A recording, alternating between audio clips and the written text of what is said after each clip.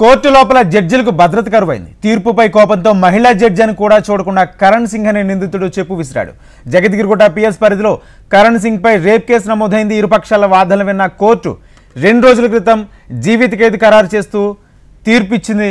అయితే ఫోక్సో కోర్టులో జీవిత ఖైదు పడ్డ నిందితుడిని ఇవాళ మరోసారి జడ్జి ముందు ప్రవేశపెట్టారు. తనను జైలర్ కొడుతున్నాడని చెప్పడంతో ముద్దాయి సమస్యను వినడానికి దగ్గరకు రమ్మని సదరు జడ్జి పిలిచింది. జీవిత ఖైదు విధించిన శిక్షను దృష్టిలో పెట్టుకుని న్యాయమూర్తిపై చెప్పుతో దాడి చేశాడు ముద్దాయి కరణ్ సింగ్. రంగారెడ్డి జిల్లా న్యాయస్థానంలో ఫోక్సో కోర్టులో ఈ ఘటన చోటు చేసుకుంది. గతంలోనూ పోలీసులపై కరణ్ సింగ్ హత్యాయత్నం చేసినట్లు ఆరోపణలు ఉన్నాయి.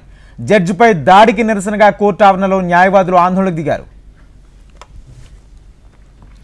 ఇక మహిళా న్యాయమూర్తిపై దాడికి నిరసనగా తెలంగాణ వ్యాప్తంగా రేపు నిరసనకు పిలుపునిచ్చింది బార్ అసోసియేషన్. న్యాయవాదిపై దాడిని తీవ్రంగా ఖండిస్తున్నామని తెలిపారు. ఇదే అంశానికి సంబంధించి పూర్తి సమాచారం మా ప్రతినిధి అమర్ అందిస్తారు. అమర్,